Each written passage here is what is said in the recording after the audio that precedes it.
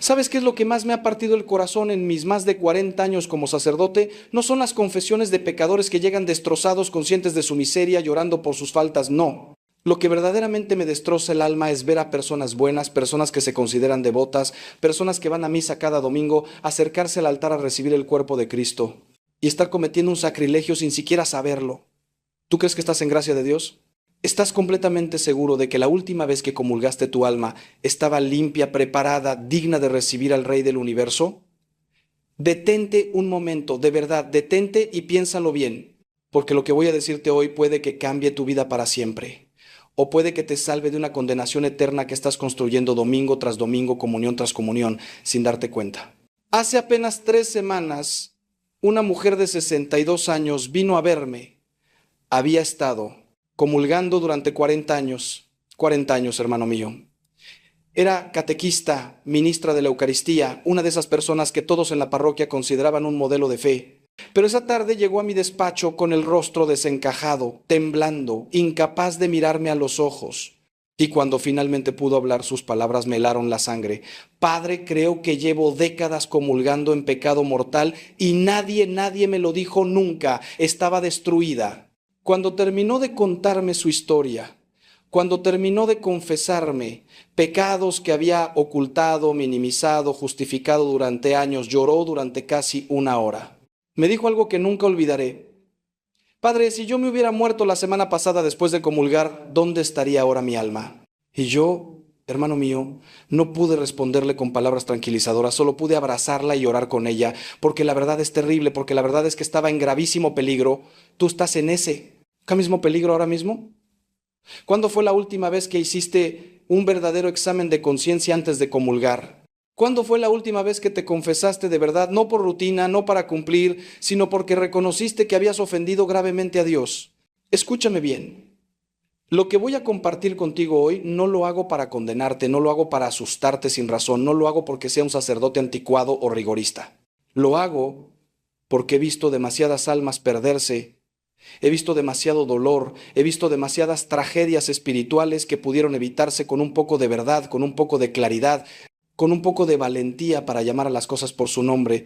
Y si nadie más va a decírtelo, si nadie más tiene el valor de sacudirte y despertarte de esa ilusión peligrosa de que todo está bien, entonces yo lo haré.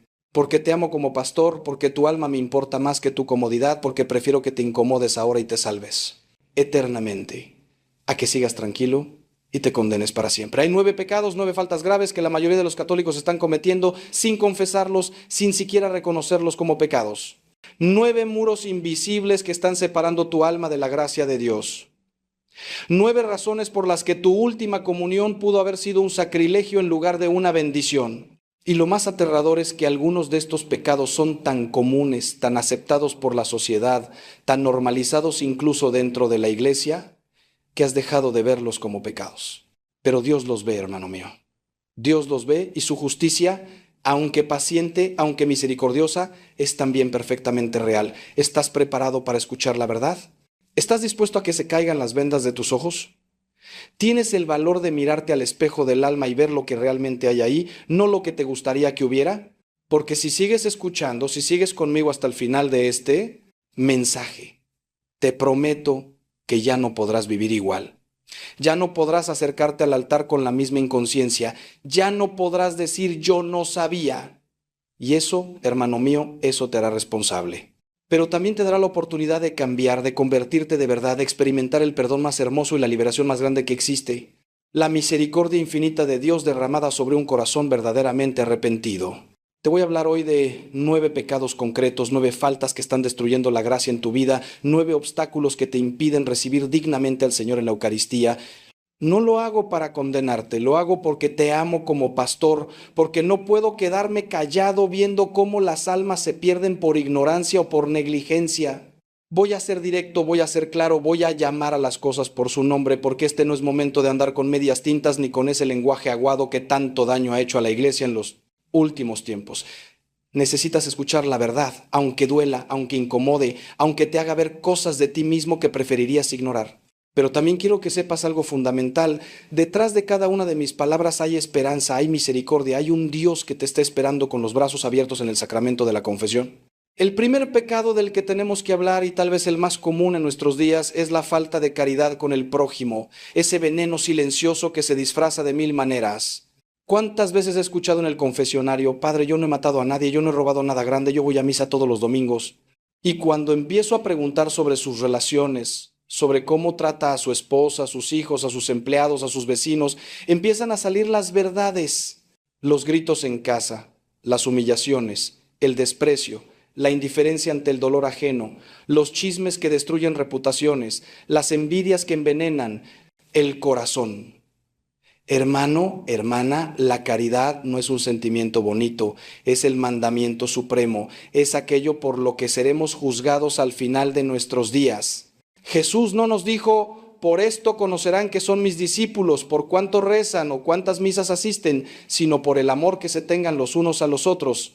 Y déjame decirte algo que tal vez nunca habías considerado: cada vez que hieres a tu prójimo con palabras, con desprecio, con indiferencia, estás hiriendo a Cristo mismo.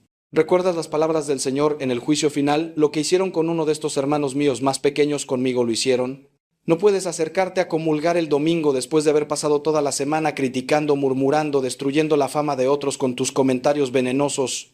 No puedes pretender recibir el cuerpo de Cristo cuando has roto la comunión con tus hermanos, cuando te niegas a perdonar, cuando guardas rencores, cuando alimentas odios. He visto matrimonios destruidos no por grandes traiciones, sino por pequeñas crueldades diarias, por palabras hirientes, por desprecios constantes.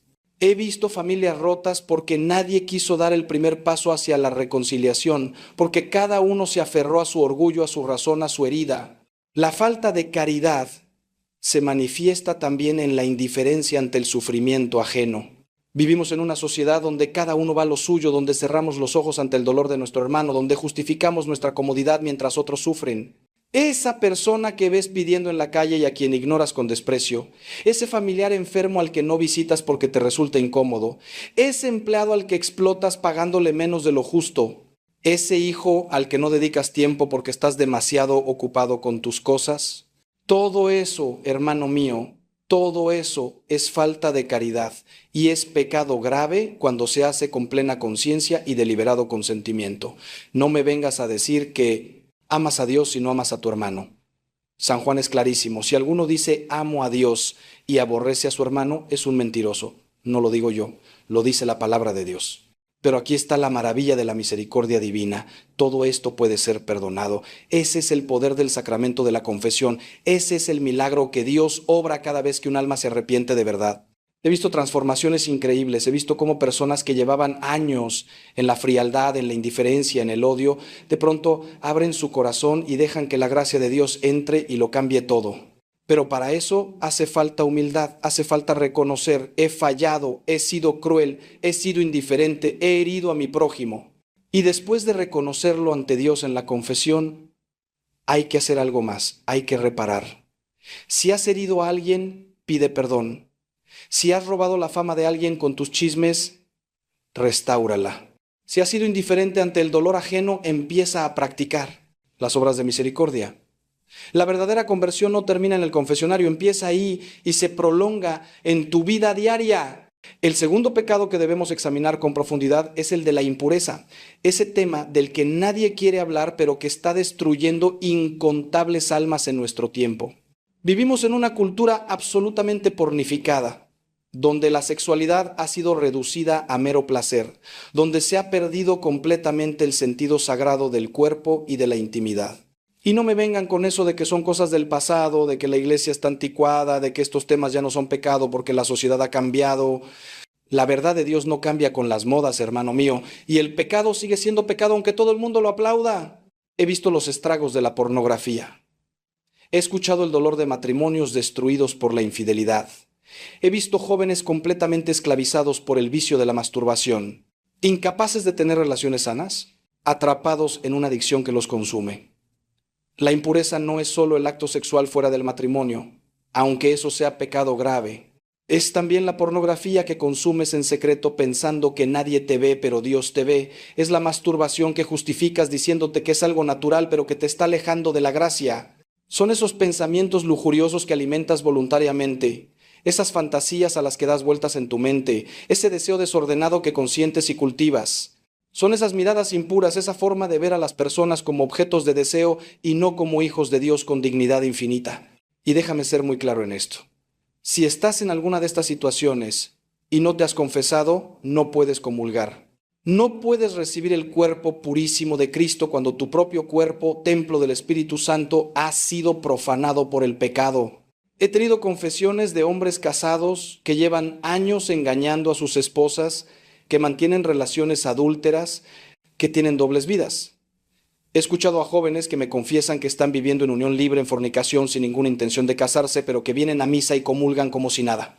He tenido que decirles con todo el dolor de mi corazón, pero con toda la claridad: hermano, mientras sigas en esa situación no puedes comulgar. No es que Dios no te ame, es que tú has elegido vivir en contradicción con su ley y esa contradicción te impide recibir la gracia sacramental. Es como querer encender una luz en medio de un vendaval. El viento apaga la llama, tu pecado apaga la gracia. Y lo más terrible es que muchos se molestan cuando les digo esto, como si yo fuera el cruel, como si yo estuviera inventando las reglas. Yo no invento nada, yo solo transmito lo que Cristo enseñó y lo que la Iglesia ha guardado fielmente durante 2000 años. Pero también he visto liberaciones maravillosas. He visto hombres que llevaban 20 años esclavizados por la pornografía y que después de una buena confesión, después de un verdadero arrepentimiento, han encontrado la libertad. He visto jóvenes que decidieron vivir en castidad, que cortaron con relaciones pecaminosas y que descubrieron una alegría y una paz que nunca habían conocido. He visto matrimonios al borde del divorcio por infidelidad que, gracias al sacramento de la confesión y a un genuino propósito de enmienda, se han reconciliado y han vuelto a construir sobre bases sólidas. Todo es posible para Dios, hermano mío. No hay pecado tan grande que no pueda ser perdonado, no hay esclavitud tan fuerte que la gracia de Dios no pueda romper. Pero hace falta tu colaboración. Hace falta que reconozcas el pecado, que lo llames por su nombre, que te arrepientas de verdad y que estés dispuesto a cambiar tu vida. Y esto me lleva a algo fundamental que muchos olvidan: el propósito de enmienda. No basta con decir: Padre, me he masturbado 20 veces esta semana, y quedarse tan tranquilo. Sí, vienes a confesarte, pero no tienes ninguna intención de luchar contra ese pecado. Si piensas seguir haciendo exactamente lo mismo, entonces no hay verdadero arrepentimiento. El arrepentimiento no es un sentimiento, es una decisión. Es decir, con la gracia de Dios voy a hacer todo lo que esté en mi mano para no volver a caer en este pecado. Eso no significa que no vayas a caer nunca más. Somos débiles, somos humanos. Pero significa que vas a luchar, que vas a poner los medios, que vas a huir de las ocasiones de pecado. Si el problema es la pornografía, vas a poner filtros en tu ordenador, vas a evitar quedarte solo navegando por internet a altas horas de la noche. Si el problema es una relación adúltera, vas a terminar esa relación, por muy doloroso que sea. Si estás viviendo en unión libre, vas a casarte o vas a separarte. Suena duro, lo sé, pero el camino de la santidad es estrecho y Cristo nunca nos prometió que sería fácil. El tercer pecado que tenemos que abordar es el del robo y la injusticia en lo económico, algo que muchos minimizan pero que es extremadamente grave ante los ojos de Dios. No estoy hablando solo del ladrón que entra a una casa a robar. Estoy hablando de todas esas formas sutiles de deshonestidad que practicamos en nuestra vida diaria. El empresario que no paga un salario justo a sus empleados, que los explota aprovechándose de su necesidad, está robando. El trabajador que cobra su sueldo completo pero no cumple con su horario, que hace mal su trabajo, que engaña a su jefe, está robando.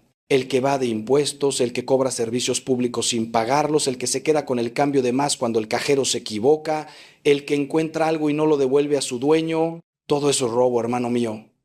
Y no puedes comulgar sin antes confesarlo y, muy importante, sin antes restituir lo robado. La restitución es un aspecto del que nadie habla, pero que es fundamental para una buena confesión. Si has robado o no, basta con decir me arrepiento, tienes que devolver lo robado. Si no puedes devolverlo a la persona directamente porque no sabes quién es o por qué ha muerto, entonces tienes que darlo en limosna o restituirlo de alguna otra forma. He tenido casos de personas que me confiesan que hace años robaron dinero a su empresa, o que no pagaron a un proveedor, o que se apropiaron de una herencia que no les correspondía. Y cuando les explico que tienen que restituir, algunos se escandalizan. Pero padre, eso fue hace mucho tiempo, pero padre, es mucho dinero, pero padre, nadie se acuerda de eso. Y yo les respondo: Dios se acuerda. Y mientras no restituyas, tu confesión no es válida. Es así de claro. No puedes pedir perdón por un pecado y seguir disfrutando del fruto de ese pecado. También está el pecado de la usura, del préstamo con intereses abusivos. ¿Cuántos hay que se aprovechan de la necesidad ajena para enriquecerse, que prestan dinero a personas desesperadas cobrando tasas de interés criminales? ¿Cuántos propietarios hay que cobran alquileres abusivos, que expulsan a familias sin piedad, que especulan con la vivienda mientras hay gente durmiendo en la calle? Todo esto clama al cielo, hermano mío. Santiago en su carta tiene palabras durísimas para los ricos que oprimen a los pobres, que acumulan tesoros mientras sus trabajadores no tienen ni para comer. Y no pienses que esto no va contigo porque no eres rico. La injusticia económica no es solo cosa de grandes empresarios. También está en el pequeño comerciante que engaña en el peso o en la medida, en el que vende productos adulterados o caducados, en el que infla sus precios abusivamente aprovechándose de una crisis. He visto el dolor que causa la injusticia económica. He visto familias en la calle porque un propietario codicioso las echó sin contemplaciones. He visto trabajadores destruidos física y moralmente porque un patrón sin escrúpulos los explotó durante años. He visto ancianos estafados por supuestos amigos que se aprovecharon de su confianza. He visto la desesperación en los ojos de padres que no pueden alimentar a sus hijos porque alguien no les pagó lo que les debía. Y déjame decirte algo. Si tú eres responsable de ese sufrimiento, si tú eres quien causa esa injusticia, Dios te va a pedir cuentas. Y no hay comunión que valga mientras no hagas justicia. No me vengas con que eres muy devoto, con que rezas mucho, con que vas a misa todos los días. Si estás cometiendo injusticia con tu prójimo, toda tu religiosidad es mentira. Pero como siempre digo, la misericordia de Dios es infinita. He visto conversiones hermosas de empresarios que después de confesarse decidieron cambiar completamente su forma de hacer negocios. He visto patrones que empezaron a tratar a sus empleados con dignidad y justicia. He visto personas que restituyeron deudas de hace años, que pidieron perdón y repararon el daño causado. Y déjame decirte que esa paz que da la justicia, esa tranquilidad de conciencia que viene de hacer las cosas bien, no tiene precio. No hay cantidad de dinero que valga la paz del alma. Puedes ser millonario y estar en el infierno interior del remordimiento, o puedes ser pobre pero dormir tranquilo porque sabes que has sido honesto. El dinero mal habido no trae felicidad, solo trae inquietud, miedo y al final condenación si no hay arrepentimiento. Ahora llegamos al cuarto pecado. Uno que está destrozando a nuestra sociedad actual de manera dramática: la calumnia y la murmuración. Hermanos míos, ¿cuánto daño hacemos con nuestra lengua? ¿Cuántas reputaciones destruimos? ¿Cuántas vidas arruinamos con nuestros comentarios maliciosos? Santiago dice que la lengua es un fuego, un mundo de maldad que contamina todo el cuerpo. Y es verdad, he visto más familias rotas por la lengua viperina que por cualquier otra cosa. He visto matrimonios destruidos por chismes. He visto amistades de años rotas por una palabra maliciosa. He visto comunidades enteras divididas por murmuraciones. Y sin embargo, este pecado se practica con una ligereza espantosa, como si no fuera grave, como si fuera solo conversar, como si no pasara nada por comentar sobre la vida ajena. La calumnia es atribuir a alguien faltas o defectos que no tiene, es mentir sobre otra persona para dañar su reputación. La murmuración es revelar los defectos o pecados reales de alguien sin necesidad, sin caridad, con la intención de hacer quedar mal a esa persona. Ambas son pecados graves contra la justicia y la caridad. Y déjame decirte algo, cuando calumnias o murmuras, no solo pecas, sino que causas un daño a veces irreparable, porque la fama, una vez perdida, es muy difícil de recuperar. Puedes destruir en 5 minutos de conversación maliciosa lo que una persona ha construido durante años de esfuerzo y honestidad, y eso, hermano mío, tiene que ser confesado. Y no solo confesado, sino que tienes que reparar el daño. Si has dicho mentiras sobre alguien, tienes que desmentirlas. Si has revelado secretos que no debías revelar, tienes que hacer todo lo posible por restaurar la fama de esa persona. Piensa en cuántas veces has participado en conversaciones donde se criticaba a alguien que no estaba presente para defenderse. Piensa en cuántas veces has escuchado rumores y los has repetido sin verificar si eran ciertos. Piensa en cuántas veces has exagerado los defectos de alguien o has omitido sus virtudes para que otros se formaran una mala opinión de esa persona. Piensa en las redes sociales, ese campo minado donde todos nos permitimos juzgar, criticar, difamar al que piensa diferente. ¿Cuántos comentarios hirientes, cuántas palabras llenas de odio y desprecio escribimos escudándonos en el anonimato o en la distancia? Y luego vamos tan tranquilos a comulgar el domingo como si nada hubiera pasado. Pero hermano, hermana, Dios todo lo ve. No hay comentario en Facebook o Twitter que Él no vea. No hay. Conversación de pasillo, no hay murmuración telefónica que escape a su conocimiento. He escuchado confesiones terribles de personas que destruyeron matrimonios con sus chismes, que sembraron cizaña entre hermanos por envidia, que arruinaron negocios o vocaciones con sus calumnias.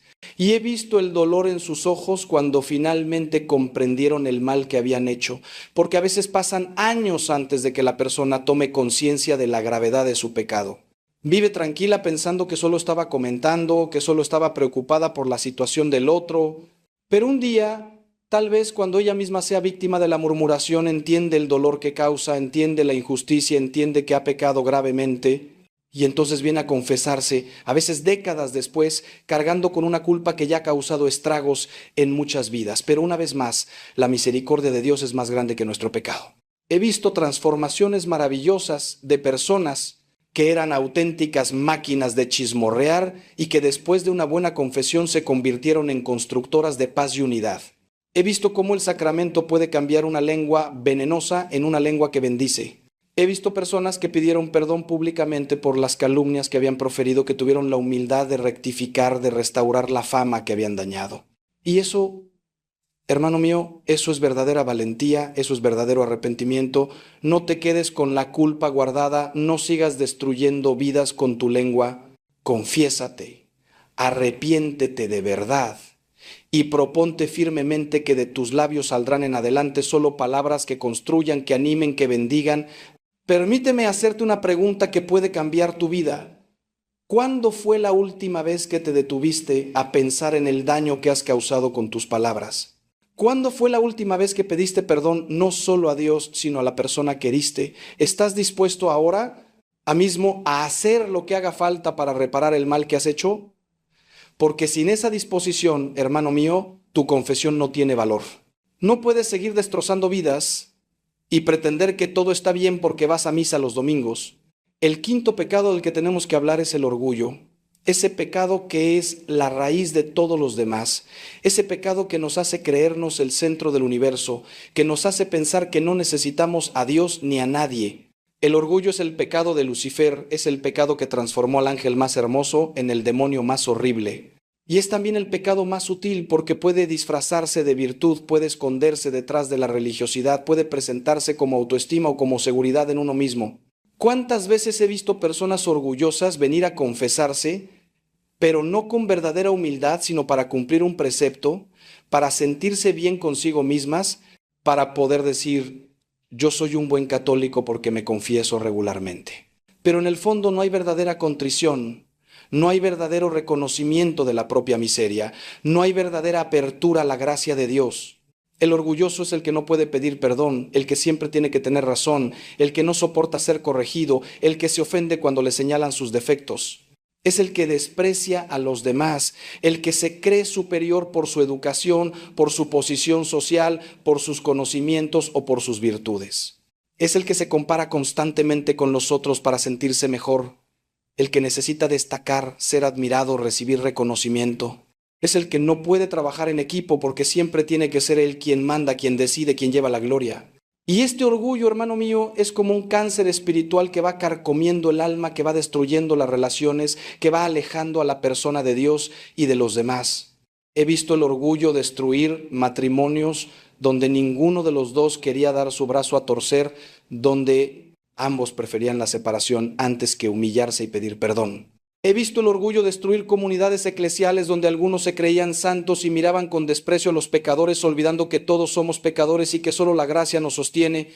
He visto el orgullo en sacerdotes que se creían superiores a sus feligreses, que trataban a la gente con altivez, que buscaban honores y reconocimientos en lugar de buscar servir con humildad. He visto el orgullo en padres que no pueden reconocer sus errores ante sus hijos, en hijos que desprecian a sus padres por considerarlos anticuados o ignorantes. He visto el orgullo en todos lados, porque es el pecado más universal, es el pecado que todos tenemos en mayor o menor medida, y lo peor del orgullo es que nos impide recibir la gracia de Dios. porque Dios resiste a los soberbios y da su gracia a los humildes, como dice la Escritura. El orgulloso no puede ser salvado porque no reconoce que necesita salvación. El orgulloso no puede ser perdonado porque no reconoce que ha pecado. El orgulloso no puede crecer espiritualmente porque se cree ya perfecto. Por eso el primer paso para la conversión siempre es la humildad, es el reconocimiento de la propia pequeñez, de la propia miseria, de la propia necesidad de Dios. Y esa humildad, hermano mío, no es debilidad, es la verdad, es vernos como realmente somos, criaturas limitadas, pecadoras, necesitadas de la misericordia divina, pero también amadas infinitamente por Dios, llamadas a la santidad, capaces de grandes cosas con su gracia. Si tienes que confesar el orgullo, confiésalo en serio. No digas simplemente, he sido orgulloso y ya está. Examina cómo se ha manifestado ese orgullo en tu vida concreta. ¿Has despreciado a alguien? ¿Has sido incapaz de pedir perdón? ¿Has buscado la gloria personal en lugar de la gloria de Dios? ¿Te has comparado con otros sintiéndote superior? ¿Has criticado o juzgado a otros desde tu pedestal de supuesta virtud? ¿Has resistido las correcciones que te han hecho? ¿Te has negado a obedecer a la autoridad legítima por considerarla inferior a ti? Todo eso son manifestaciones concretas del orgullo y tienen que ser confesadas y combatidas. Y la forma de combatir el orgullo es practicar la humildad. Aceptar las humillaciones sin quejarte, buscar el último lugar en lugar del primero, servir a los demás sin buscar reconocimiento, reconocer tus errores y pedir perdón, agradecer a Dios todo lo bueno que tienes en lugar de atribuírtelo a ti mismo. El sexto pecado que debemos examinar es la pereza espiritual, lo que los santos padres llamaban la asedia, ese desánimo, esa tibieza, esa falta de fervor en las cosas de Dios. Hermano mío, ¿cuántas almas se pierden no por pecados escandalosos, sino por tibieza, por dejadez, por esa actitud de ahí se va, de hacer lo mínimo, de vivir la fe como una rutina aburrida en lugar de como una aventura apasionante? La pereza espiritual es rezar deprisa y mal, sin atención, como quien cumple un trámite. Es ir a misa por obligación, contando los minutos para que termine, sin participar realmente, sin abrir el corazón a la gracia que se derrama en cada celebración eucarística. Es confesarse una vez al año solo porque hay que comulgar en Pascua, sin verdadero examen de conciencia, sin verdadero arrepentimiento, sin verdadero propósito de enmienda. La pereza espiritual es también descuidar la vida de oración, poner 1000 excusas para no rezar, que no tengo tiempo, que estoy muy cansado, que no sé qué decir, que no siento nada cuando rezo. Hermano, la oración no es un lujo para almas especiales, es una necesidad vital para todo cristiano. Si no rezas, si no cultivas tu relación con Dios, tu fe se irá apagando poco a poco hasta morir. He visto tantas personas que empezaron con fervor, que eran activas en la parroquia, que participaban en grupos de oración y que poco a poco fueron dejándolo todo porque la pereza fue venciendo su entusiasmo inicial. Empezaron a faltar a las reuniones, luego a misa de entre semana, luego dejaron de rezar el rosario, luego dejaron de hacer oración personal y al final acabaron dejándolo todo y cayendo en pecados graves porque no tenían la gracia que da la vida de oración. La pereza espiritual se manifiesta también en la falta de formación. ¿Cuántos católicos hay que no conocen su fe, que no han leído nunca el Evangelio completo, que no saben qué enseña realmente la Iglesia, que viven de tópicos y medias verdades? Y cuando les sugieres que lean algo, que asistan a una charla, que se formen, te dicen que no tienen tiempo, que eso es para curas y monjas, que con lo que aprendieron de pequeños ya tienen suficiente. Y luego se escandalizan cuando sus hijos dejan la fe, cuando sus nietos no son bautizados, cuando la familia se va desintegrando espiritualmente. Pero hermano, si tú no cuidas tu fe, si tú no la alimentas, si tú no la conoces y la vives con convicción, ¿cómo pretendes transmitirla a las siguientes generaciones? También está la pereza en la práctica de las obras de misericordia. Saber que hay necesitados y no hacer nada por ayudarlos. Saber que la iglesia necesita de nuestro servicio y no ofrecernos. Tener talentos y carismas que Dios nos ha dado y enterrarlos como el siervo malo de la parábola. ¿Cuántos hay que podrían ser catequistas, que podrían ayudar a los pobres, que podrían visitar a los enfermos, que podrían evangelizar, pero no lo hacen porque les da pereza, porque prefieren su comodidad, porque no quieren complicarse la vida? Y se van a condenar por eso, hermano mío. Porque en el juicio final el Señor no solo nos va a preguntar por lo malo que hicimos, sino también por lo bueno que dejamos de hacer. La pereza espiritual es una forma de desprecio hacia Dios. Es decirle, no me interesas lo suficiente, tengo cosas mejores que hacer. Es elegir el sofá antes que la adoración. Es elegir la televisión antes que la Biblia. Es elegir el sueño antes que la misa. Y el Señor tiene palabras muy duras para los tibios. Ojalá fueras frío o caliente, pero como eres tibio te vomitaré de mi boca. Suena fuerte, ¿verdad? Pero es palabra de Dios.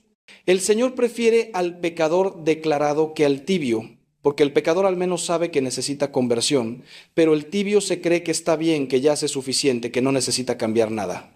Y esa ceguera espiritual es más peligrosa que cualquier pecado evidente. Por eso, hermano mío, examina tu vida de oración, examina tu participación en la misa, examina tu formación, examina tu servicio. Y si descubres tibieza, si descubres pereza espiritual, confiésala y pide al Señor que encienda en tu corazón el fuego del Espíritu Santo.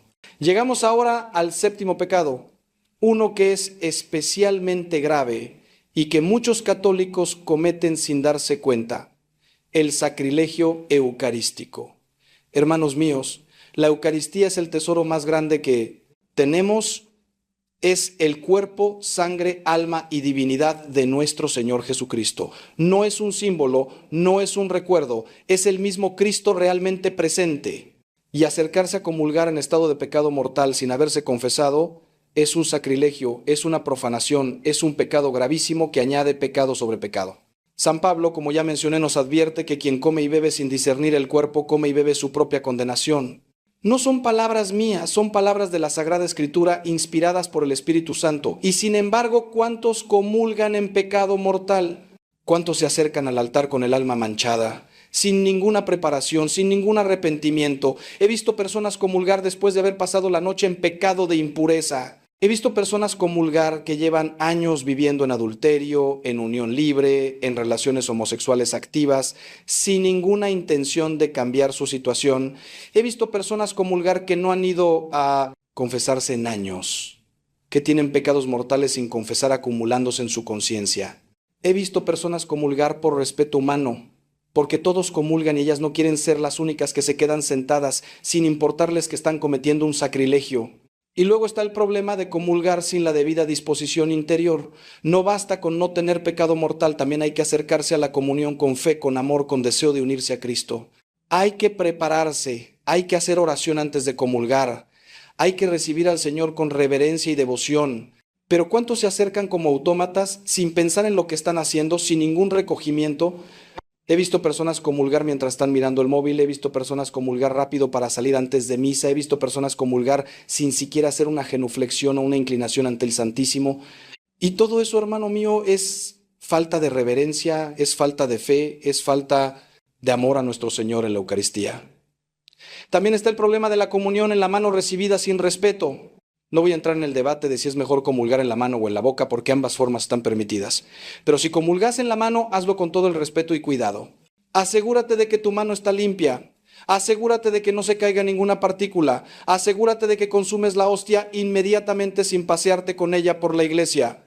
He visto horrores, he visto personas que guardan la hostia en su bolsillo para usarla en ritos satánicos. He visto personas que la tiran al suelo. He visto personas que la pisotean. Y todo eso empieza con la falta de fe en la presencia real de Cristo en la Eucaristía. Empieza con la falta de respeto, empieza con la banalización del sacramento. Si has comulgado en pecado mortal, si has profanado la Eucaristía de alguna manera, tienes que confesarlo cuanto antes. Es un pecado gravísimo que requiere absolución. Y después de confesarlo tienes que prepararte bien para la próxima comunión. Haz un buen examen de conciencia antes de cada misa. Asegúrate de que no tienes pecados mortales sin confesar. Si tienes alguna duda sobre si algo es pecado mortal o no, consulta con tu confesor. Ayuna durante al menos 1 hora antes de comulgar, como manda la iglesia. Haz oración antes de acercarte al altar, preparando tu corazón para recibir al Señor. Y después de comulgar, quédate en oración de acción de gracias. No salgas corriendo de la iglesia. Dale al Señor al menos unos minutos de tu tiempo, agradécele el don inmenso que acabas de recibir, pídele lo que necesitas, ofrécele tu vida. Pero déjame decirte algo que tal vez nunca habías considerado. ¿Qué relación hay entre cómo recibes la Eucaristía y cómo vives tu vida diaria? ¿Qué testimonio das después de comulgar? Porque no tiene sentido recibir a Cristo en la Eucaristía y luego vivir como si Él no existiera. Algunos piensan que la comunión es mágica, que automáticamente te hace santo sin que tú pongas nada de tu parte. Pero no es así, hermano mío.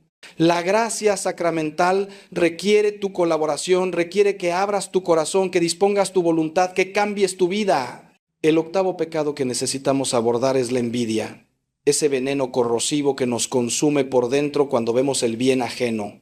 La envidia es tristeza por el bien del prójimo, es desear que al otro le vaya mal para que yo pueda destacar, es no poder alegrarse sinceramente del éxito, de la felicidad, de las bendiciones que reciben los demás.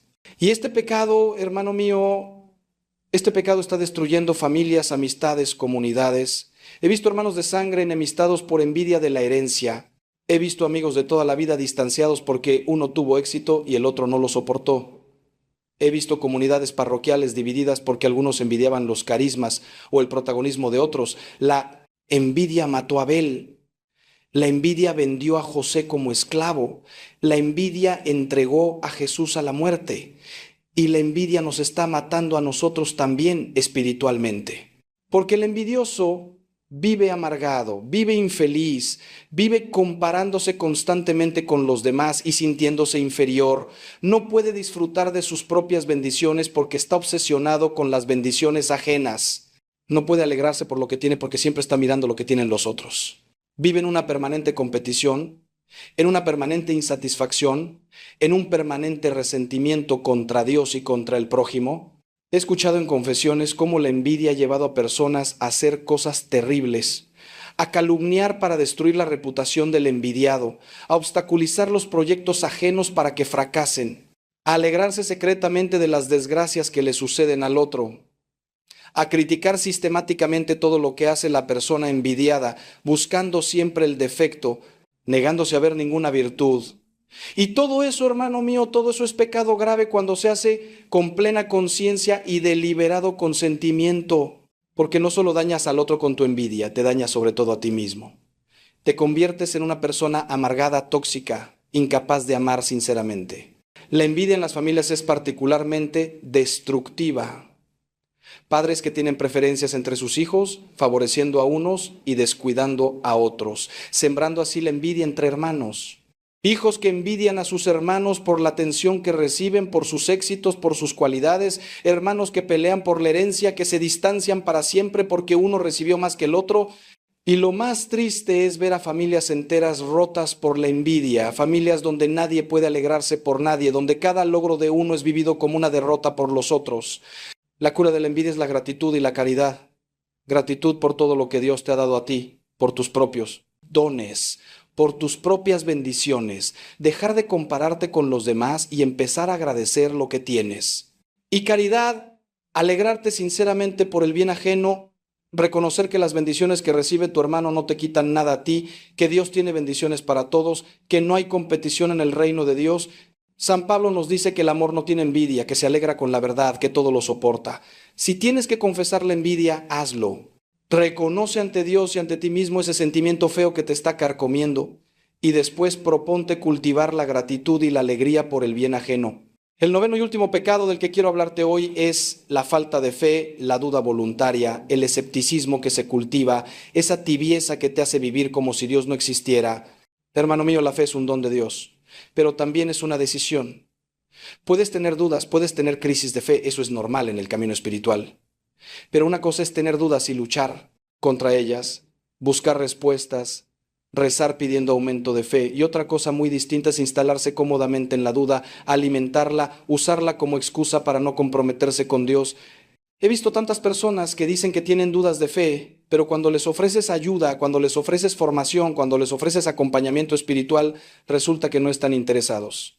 Su duda es en realidad una excusa para vivir como les da la gana sin el incordio de la conciencia. La falta de fe se manifiesta en vivir como si Dios no existiera, en tomar decisiones importantes sin consultarle, sin rezar, sin buscar su voluntad, en acumular riquezas como si esta vida fuera todo lo que hay, sin pensar en la vida eterna, en buscar la felicidad solo en las cosas materiales, en el placer, en el éxito mundano, sin buscar a Dios. En no confiar en la providencia divina, en vivir angustiado, ansioso, como si todo dependiera solo de ti y no hubiera un Padre Dios que cuida de ti, en no rezar, porque total, ¿para qué si Dios ya sabe lo que necesito? O peor aún, porque en el fondo no crees que la oración sirva para algo. He visto la falta de fe en padres que no bautizan a sus hijos porque ya elegirán cuando sean mayores, como si la fe fuera una opción más entre tantas y no la verdad que da sentido a la existencia. He visto la falta de fe en jóvenes que se dejan arrastrar por la mentalidad del mundo, que adoptan posturas incompatibles con la fe católica sobre el aborto, sobre la eutanasia, sobre la sexualidad, porque les importa más el qué dirán que la verdad de Dios. He visto la falta de fe en católicos que viven una esquizofrenia espiritual. Van a misa el domingo, pero el resto de la semana actúan exactamente igual que los que no creen en nada. La falta de fe también se manifiesta en el miedo, en la desesperación, en la falta de esperanza. El que tiene fe sabe que Dios tiene el control, que nada sucede sin su permiso, que incluso en medio del sufrimiento más terrible, Dios puede sacar un bien. El que tiene fe no se desespera en las dificultades, no pierde la paz en las pruebas, no se hunde en la tristeza cuando las cosas no salen como esperaba. Pero el que no tiene fe o tiene poca fe, se viene abajo a la primera contrariedad, se llena de amargura ante el sufrimiento, pierde toda esperanza cuando las cosas se ponen difíciles. Si tu fe está débil, si está en crisis y prácticamente no existe, tienes que confesarlo. Tienes que reconocer ante Dios: Señor, creo, pero ayuda a mi falta de fe, como aquel padre del Evangelio que llevó a su hijo endemoniado a Jesús. Y después de confesarlo, tienes que poner los medios para aumentar tu fe. Lee la palabra de Dios, especialmente los Evangelios. Fórmate, estudia tu fe, conoce lo que crees y por qué lo crees. Rodéate de personas de fe, porque la fe se contagia. Participa en grupos de oración, en retiros espirituales, en experiencias que fortalezcan tu vida espiritual y, sobre todo, reza. Reza todos los días, aunque no sientas nada, aunque te parezca que no sirve para nada. La oración es el oxígeno del alma y sin oración tu fe se va a asfixiar y morir. Hermanos míos, hemos recorrido juntos estos 9 pecados que debes confesar antes de recibir la Santa Comunión. La falta de caridad con el prójimo, la impureza, el robo y la injusticia económica, la calumnia y la murmuración, el orgullo, la pereza espiritual, el sacrilegio eucarístico, la envidia y la falta de fe. No son los únicos pecados que existen, por supuesto, pero son 9 áreas fundamentales que muchos descuidan, que muchos minimizan, que muchos ni siquiera examinan cuando se preparan para confesarse. Y quiero que entiendas algo muy importante: no te he hablado de todo esto para condenarte, no lo he hecho para que te sientas mal, no lo he hecho para hundirte en la culpa. Te he hablado con toda claridad porque te amo, porque quiero tu salvación, porque no puedo quedarme callado, viendo cómo las almas van al infierno por ignorancia o por negligencia. Cada uno de estos pecados tiene solución, cada uno puede ser perdonado en el sacramento de la confesión. No importa cuán grave sea tu situación, no importa cuánto tiempo lleves en el pecado, no importa cuántas veces hayas caído. La misericordia de Dios es infinita, su paciencia es sin límites, su amor es incondicional, pero necesita tu colaboración. Necesita que reconozcas tu pecado, que lo llames por su nombre, que te arrepientas de verdad, que estés dispuesto a cambiar tu vida. El sacramento de la confesión no es un trámite burocrático, no es un lavado automático del alma. Es un encuentro personal con Cristo resucitado que te dice: tus pecados te son perdonados, vete en paz y no peques más. He sido testigo de milagros en el confesionario. He visto a Dios transformar corazones de piedra en corazones de carne. He visto a personas encadenadas por el pecado durante décadas encontrar la libertad. He visto matrimonios al borde del abismo reconciliarse y empezar de nuevo. He visto adictos liberarse. He visto amargados encontrar la paz. He visto desesperados recuperar la esperanza. Y todo gracias al poder del sacramento, gracias a la gracia de Dios actuando en un corazón humilde y arrepentido. Por eso te digo hoy con toda la fuerza de mi alma: ve a confesarte. No dejes pasar más tiempo. No sigas acumulando pecados. No sigas profanando la Eucaristía, comulgando en pecado mortal. Tu alma está en juego, tu salvación está en juego, tu felicidad está en juego. Y cuando vayas a confesarte, hazlo bien. Dedica tiempo a prepararte, a examinar tu conciencia con honestidad. No te confieses deprisa. No omitas pecados por vergüenza. No minimices la gravedad de tus faltas. Busca un buen confesor, un sacerdote que te ayude, que te oriente, que te dé buenos consejos. Y después de confesarte, cumple la penitencia que te den, por pequeña que sea, porque es la forma de empezar a reparar el daño causado por tu pecado. Y sobre todo, proponte firmemente evitar el pecado en adelante. No basta con confesarse, y seguir haciendo exactamente lo mismo. La conversión es un cambio de vida, es una transformación, es nacer de nuevo. Sé que puede dar miedo, sé que puede dar vergüenza confesar ciertos pecados. He escuchado de todo en el confesionario, créeme, y nada me escandaliza ya. El sacerdote no está ahí para juzgarte, está ahí para representar a Cristo que te perdona. Todo lo que se dice en confesión queda bajo secreto sacramental absoluto. El sacerdote no puede revelar nada de lo que escucha, bajo pena de excomunión. Así que no tengas miedo, no tengas vergüenza. Ven con confianza a recibir la misericordia de Dios. Ven a experimentar el abrazo del Padre que te recibe como al Hijo pródigo. Ven a escuchar esas palabras maravillosas. Yo te absuelvo de todos tus pecados en el nombre del Padre, del Hijo y del Espíritu Santo. Y ahora, hermano mío, quiero profundizar en algo que tal vez no quedó suficientemente claro, porque es fundamental que comprendas no solo qué pecados debes confesar, sino por qué es tan importante hacerlo. ¿Qué está realmente en juego cuando decides acercarte o no al sacramento de la reconciliación antes de comulgar? Verás, durante mis más de 40 años de ministerio sacerdotal he visto cómo se ha ido perdiendo progresivamente el sentido del pecado en nuestra sociedad y tristemente también dentro de la Iglesia. Vivimos en una época donde todo se relativiza, donde cada uno se convierte en juez de su propia conciencia sin referencia objetiva a la ley de Dios, donde se ha sustituido la verdad por la opinión personal. Y esto, hermano mío, esto está causando estragos espirituales de proporciones catastróficas. He visto generaciones enteras que han crecido sin una formación moral sólida, que no saben distinguir entre el bien y el mal, que piensan que todo depende de las circunstancias o de los sentimientos del momento. Cuando yo era joven seminarista, la gente se confesaba con frecuencia. Las iglesias tenían confesionarios llenos los sábados por la tarde, y era normal que las personas hicieran un examen de conciencia riguroso antes de acercarse a la comunión. Pero algo cambió, especialmente después de los años 60 y 70 del siglo pasado. Se empezó a predicar un evangelio aguado, un cristianismo sin cruz, una misericordia sin arrepentimiento. Se empezó a decir que Dios perdona todo automáticamente, que no hace falta confesarse porque Dios ya conoce nuestro corazón, que la confesión es solo para casos muy graves, y el resultado ha sido desastroso. Los confesionarios vacíos, las comuniones sacrílegas multiplicándose, las conciencias anestesiadas, las almas perdiéndose por falta de orientación y de gracia sacramental. Y déjame decirte algo con toda claridad. Los sacerdotes que predicamos esto, que hemos facilitado esta degradación con nuestro silencio o con nuestra cobardía pastoral, vamos a tener que dar cuentas muy serias a Dios. Por eso hoy te hablo con esta vehemencia, por eso insisto tanto en la importancia de la confesión antes de la comunión. No es legalismo, no es rigorismo, no es querer complicar las cosas. Es amor, hermano mío, es amor a tu alma inmortal. Es amor a Cristo presente en la Eucaristía. Es amor a la verdad que nos hace libres. Porque verás, cuando comulgas en estado de gracia, después de una buena confesión, algo maravilloso sucede en tu alma.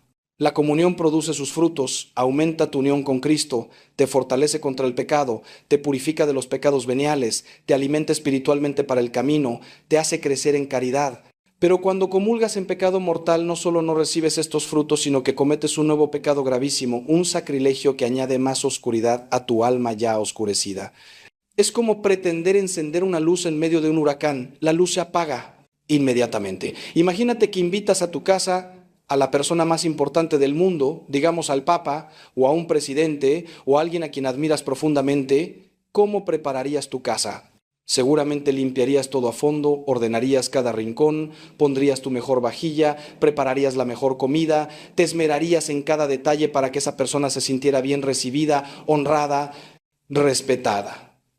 Pues bien, cuando vas a comulgar, estás invitando a tu alma, que es tu casa interior, ni más ni menos que al Rey del universo, al Creador de todas las cosas, al Señor de señores, al que los ángeles adoran continuamente.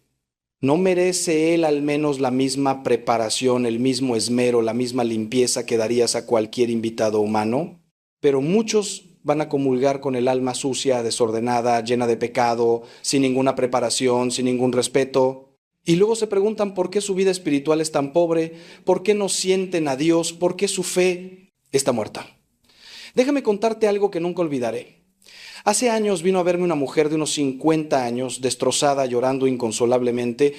Llevaba meses con una angustia terrible, con insomnio, con ataques de pánico, había ido a psiquiatras, había tomado medicación, pero nada la aliviaba. Cuando finalmente se decidió a hablar conmigo, me confesó que llevaba 15 años viviendo en adulterio, manteniendo una relación con un hombre casado. Durante todo ese tiempo había seguido yendo a misa, había seguido comulgando cada domingo, sin confesarse nunca, porque según ella, Dios entendía su situación. Su matrimonio era un infierno. Había encontrado el amor verdadero con ese hombre. Pero hacía unos meses algo había empezado a cambiarle por dentro. Una voz interior cada vez más fuerte le decía que lo que estaba haciendo estaba mal, que estaba ofendiendo a Dios, que estaba viviendo una mentira. Y cuanto más intentaba callar esa voz, más fuerte se hacía, hasta convertirse en una angustia insoportable que la estaba literalmente enfermando. Le expliqué con toda caridad, pero también con toda claridad, que esa voz que escuchaba era su conciencia, iluminada por el Espíritu Santo, llamándola a la conversión. Le expliqué que llevaba 15 años comulgando en pecado mortal, cometiendo sacrilegio tras sacrilegio. Le expliqué que su angustia no era una enfermedad mental, sino una crisis espiritual, que su alma estaba gritando pidiendo auxilio, y le ofrecí el remedio. Una buena confesión, terminar esa relación adúltera, volver a su matrimonio o al menos vivir en castidad. Al principio se resistió, lloró, dijo que era imposible, que no podía dejar a ese hombre, que prefería morir, pero después de mucha oración, después de varios encuentros, finalmente se decidió. Se confesó, hizo una confesión general de todos esos años, lloró como no había llorado nunca, experimentó el perdón de Dios de una manera tan profunda, que salió del confesionario transformada. Terminó esa relación, por doloroso que fue. Y te puedo decir que años después la encontré de nuevo y era otra persona, radiante, en paz, feliz. Me dijo: Padre, ahora entiendo que lo que yo llamaba amor era solo egoísmo y pasión. El verdadero amor, el amor de Dios me ha liberado. Esta historia, hermano mío, es solo una de miles que podría contarte.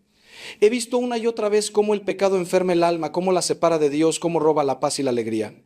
Y he visto una y otra vez cómo el sacramento de la confesión sana, libera, restaura. Por eso insisto tanto, por eso no me canso de predicar sobre este tema, aunque sé que algunos me critican, me llaman anticuado, me acusan de ser demasiado duro, pero prefiero ser criticado por decir la verdad que tener que dar cuentas a Dios por mi silencio cómplice ante la perdición de las almas. Porque verás, el día del juicio no me van a preguntar si fui popular, si caí bien, si dije cosas agradables que no incomodaran a nadie. Me van a preguntar si fui fiel, si prediqué la verdad completa, si ayudé a las almas a salvarse o si las dejé perderse por mi cobardía. Y quiero hablarte ahora de algo que se menciona poco, pero que es igualmente importante: el examen de conciencia. Hermano mío, no puedes hacer una buena confesión sin un buen examen de conciencia previo. Y sin embargo, ¿cuántos se confiesan deprisa, diciendo siempre lo mismo, repitiendo fórmulas vacías sin haber reflexionado realmente sobre su vida? El examen de conciencia no es un ejercicio de tortura psicológica, no es ponerse a buscar pecados donde no los hay para inventar algo que confesar. Es simplemente mirarse a uno mismo con honestidad, a la luz de la palabra de Dios y de los mandamientos, y reconocer dónde hemos fallado, en qué hemos ofendido a Dios, al prójimo y a nosotros mismos. Es preguntarse cómo he vivido mi relación con Dios esta semana, este mes. He rezado, he ido a misa, he blasfemado. ¿He puesto mi confianza en Dios o he vivido como si Él no existiera? Después hay que examinar la relación con el prójimo. ¿Cómo he tratado a mi esposa, a mi esposo, a mis hijos, a mis padres? ¿He sido paciente o he gritado, he insultado, he herido con mis palabras? ¿He criticado? ¿He murmurado? ¿He calumniado? ¿He sido justo en mis tratos comerciales o he engañado, he robado, he explotado? ¿He ayudado al necesitado que se cruzó en mi camino o pasé de largo como el sacerdote y el levita de la parábola del buen samaritano? ¿He perdonado las ofensas que me hicieron o guardo rencor, alimento el deseo de venganza? Y finalmente, hay que examinar la relación con uno mismo. ¿He cuidado mi cuerpo como templo del Espíritu Santo o lo he profanado con impurezas, con excesos en la comida o la bebida? ¿He sido responsable con mi salud o he sido negligente? ¿He cultivado las virtudes o me he dejado llevar por los vicios? Para ayudarte en este examen de conciencia, te recomiendo que uses los 10 mandamientos como guía. Ve uno por uno. Primer mandamiento: amar a Dios sobre todas las cosas. ¿Lo he amado realmente? ¿He puesto algo por encima de Él? ¿El dinero, el trabajo, el placer, mi propia voluntad? He practicado supersticiones, consultado horóscopos, acudido a brujos o adivinos. Segundo mandamiento, no tomar el nombre de Dios en vano. He blasfemado, he usado el nombre de Dios o de la Virgen o de los santos de forma irreverente. He hecho promesas a Dios y no las he cumplido. Tercer mandamiento, santificar las fiestas. He ido a misa todos los domingos y fiestas de guardar. He trabajado innecesariamente en domingo, impidiendo el descanso y la vida familiar. He participado en la misa con atención y devoción o he estado distraído, mirando el reloj, deseando que termine. Cuarto mandamiento, honrar padre y madre. He respetado y ayudado a mis padres, especialmente si son ancianos o están enfermos. He educado bien a mis hijos, dándoles formación religiosa y ejemplo de vida cristiana.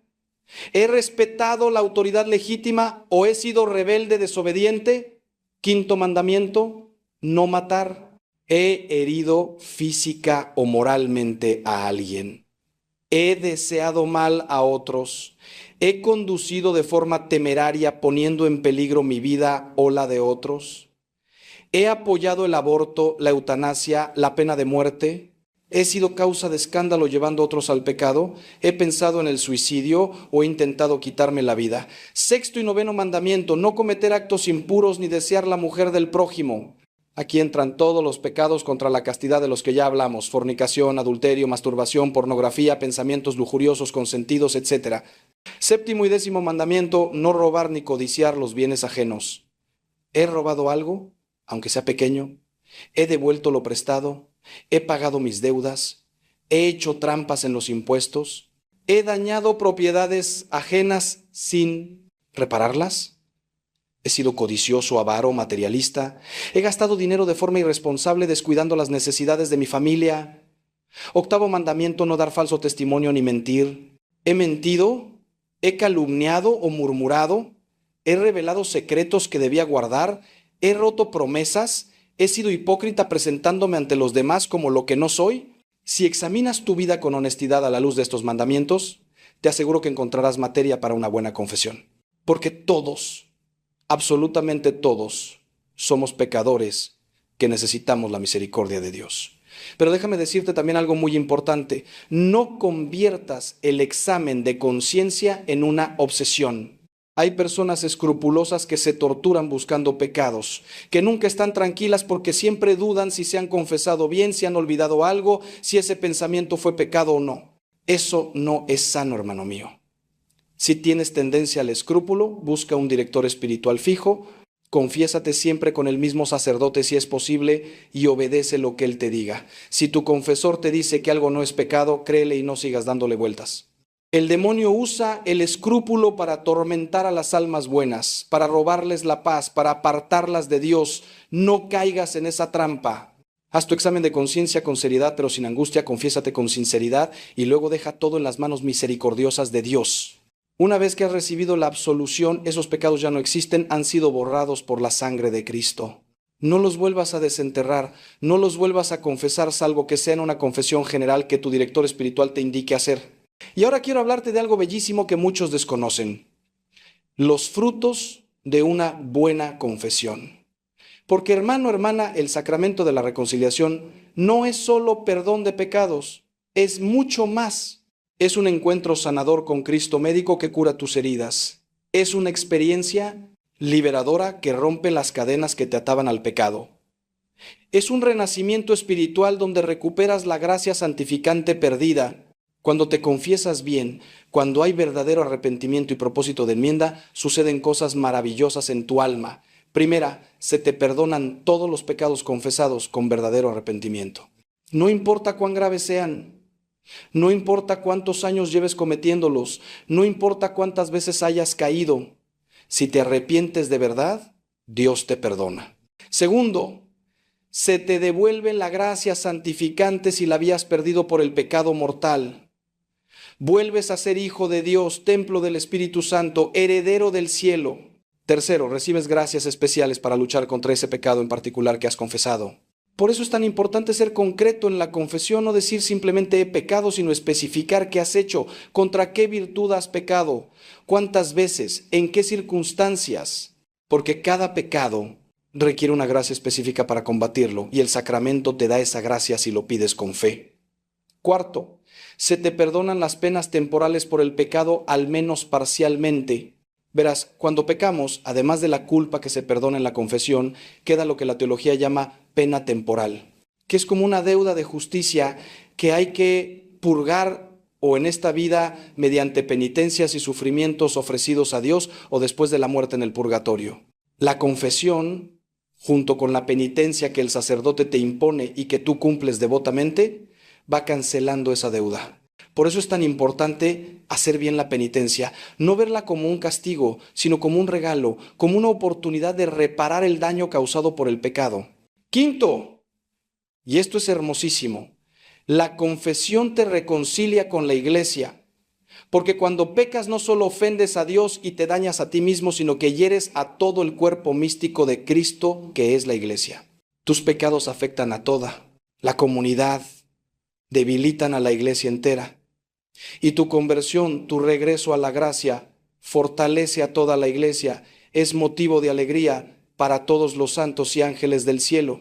Por eso dice el Evangelio que hay más alegría en el cielo por un pecador que se convierte que por 99 justos que no necesitan conversión. Sexto, la confesión te da paz. Una paz profunda, una tranquilidad de conciencia que no se puede comprar con nada. He visto personas salir del confesionario literalmente radiantes, como si se hubieran quitado un peso enorme de encima. Porque eso es exactamente lo que ha pasado. Se han quitado el peso del pecado, se han liberado de la culpa, han experimentado el perdón y el amor de Dios. Hermano mío, si hace tiempo que no te confiesas, si llevas años acumulando pecados, si tu alma está en tinieblas, déjame decirte con toda la ternura de mi corazón sacerdotal, Dios te está esperando. Te está esperando con los brazos abiertos como el padre de la parábola esperaba al hijo pródigo. No importa cuánto te hayas alejado, no importa cuán profundo hayas caído, no importa cuántas veces hayas fallado, Él te sigue amando, te sigue esperando, te sigue llamando. Y el día que decidas volver, el día que te levantes y digas, me levantaré e iré a mi Padre, ese día habrá fiesta en el cielo. Ese día experimentarás el amor misericordioso de Dios de una manera que cambiará tu vida para siempre. No tengas miedo, no te avergüences. Todos somos pecadores, todos necesitamos ese perdón. La diferencia entre los santos y los condenados no es que los primeros no pecaran, es que se levantaban cada vez que caían, que buscaban el perdón, que luchaban con la gracia de Dios por su santificación. Y quiero terminar esta reflexión extensa con una palabra especial para aquellos que están en situaciones irregulares y que por eso no pueden comulgar hasta que regularicen su situación. Pienso en los divorciados vueltos a casar, en los que viven en unión libre, en los que mantienen relaciones homosexuales activas, en los que por cualquier razón objetiva están en estado permanente de pecado grave. Primero quiero que sepan que la iglesia los ama, que Dios los ama infinitamente, que no están excluidos de la comunidad eclesial. Pueden y deben seguir yendo a misa, pueden rezar, pueden participar en la vida de la iglesia de muchas maneras.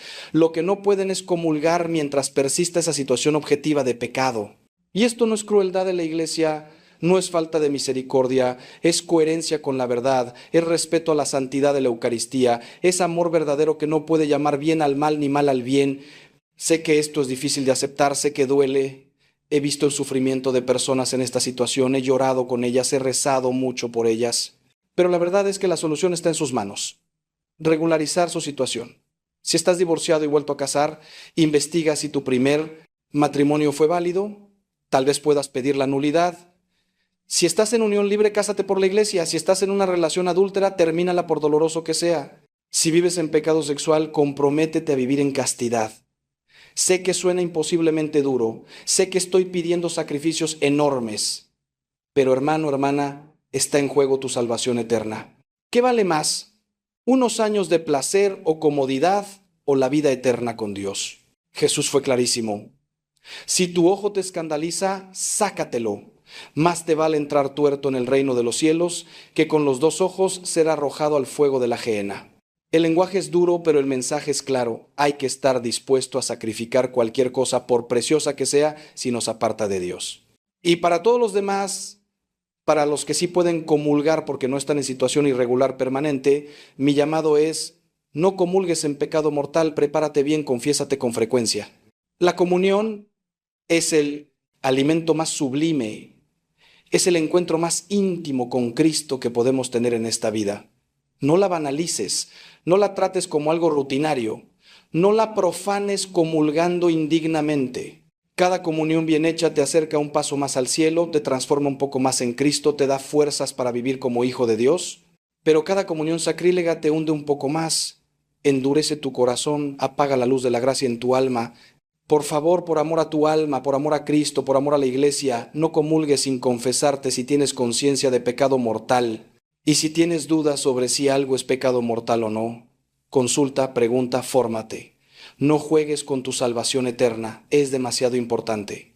Que Dios te bendiga, que la Virgen María te acompañe y que el Espíritu Santo te ilumine para que tomes las decisiones correctas que te lleven a la santidad y a la vida eterna, y a la vida eterna, y a la vida eterna, y a la vida eterna, y a la vida eterna, y a la vida eterna, y a la vida eterna. A unos y descuidando a otros, sembrando así la envidia entre hermanos.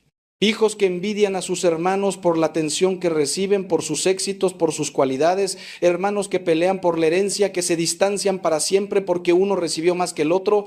Y lo más triste es ver a familias enteras rotas por la envidia, familias donde nadie puede alegrarse por nadie, donde cada logro de uno es vivido como una derrota por los otros.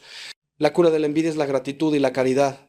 Gratitud por todo lo que Dios te ha dado a ti, por tus propios dones, por tus propias bendiciones, dejar de compararte con los demás y empezar a agradecer lo que tienes. Y caridad, alegrarte sinceramente por el bien ajeno, reconocer que las bendiciones que recibe tu hermano no te quitan nada a ti, que Dios tiene bendiciones para todos, que no hay competición en el reino de Dios. San Pablo nos dice que el amor no tiene envidia, que se alegra con la verdad, que todo lo soporta. Si tienes que confesar la envidia, hazlo. Reconoce ante Dios y ante ti mismo ese sentimiento feo que te está carcomiendo y después proponte cultivar la gratitud y la alegría por el bien ajeno. El noveno y último pecado del que quiero hablarte hoy es la falta de fe, la duda voluntaria, el escepticismo que se cultiva, esa tibieza que te hace vivir como si Dios no existiera. Hermano mío, la fe es un don de Dios, pero también es una decisión. Puedes tener dudas, puedes tener crisis de fe, eso es normal en el camino espiritual. Pero una cosa es tener dudas y luchar contra ellas, buscar respuestas, rezar pidiendo aumento de fe. Y otra cosa muy distinta es instalarse cómodamente en la duda, alimentarla, usarla como excusa para no comprometerse con Dios. He visto tantas personas que dicen que tienen dudas de fe, pero cuando les ofreces ayuda, cuando les ofreces formación, cuando les ofreces acompañamiento espiritual, resulta que no están interesados. Su duda es en realidad una excusa.